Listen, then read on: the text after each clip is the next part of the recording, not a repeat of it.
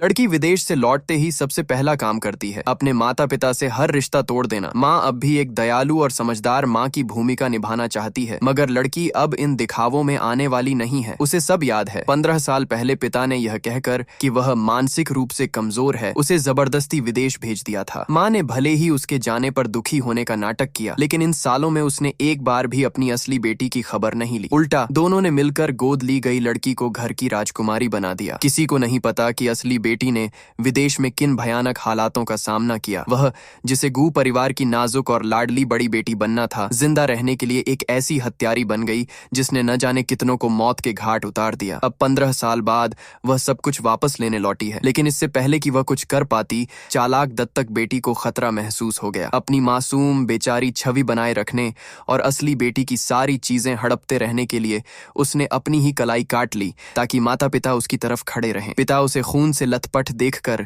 तुरंत पिघल गए और बोले कि वह कभी नहीं होने देंगे कि असली बेटी उससे कुछ छीन ले। असली बेटी का बचपन से तय किया गया रिश्ता भी पिता पहले ही दत्तक लड़की को दे चुके थे। दत्तक बेटी और वह लड़का आपस में मिलकर एक योजना बनाते हैं। असली बेटी को पूरी तरह रास्ते से हटाना होगा। इस तरह दोनों खुलकर साथ रह सकेंगे और गू परिवार की सारी संपत्ति उन पर आ जाएगी। दोनों तय करते हैं कि सगाई तोड़ने के बहाने लड़की को अस्पताल बुलाएंगे और वहीं उसे खत्म कर देंगे। अस्पताल में लड़का कहता है, वेई तियलुओ, तुम्हें लौटना ही नहीं चाहिए था। हम बचपन से एक दूसरे को जानते हैं। तुम कभी कभी दर्द देती हो। क्यों? क्योंकि तुम्हारे जीते रहते मैं और यून कभी साथ नहीं हो सकते। तुम्हारे मरने के बाद ही हम दोनों गू परिवार की दौलत पर अधिकार पा सकेंगे। दत्तक लड़की अभी भी अपनी सफेद कमल जैसी मासूम छवि बनाए रखते हुए दिखावे में लड़के को रोकने की कोशिश करती है, लेकिन उसके मन में तो चाहत थी कि दोनों भिड़ जाएं और उसे अकेले फायदा मिले। जैसे ही लड़का चाकू लेकर लड़की पर झपटा, लड़की ने पलक झपकते ही उसे जमीन पर गिरा दिया। एक जोरदार लात ने उसे उठने लायक नहीं छोड़ा। फिर लड़की ने जमीन से चाकू उठाया,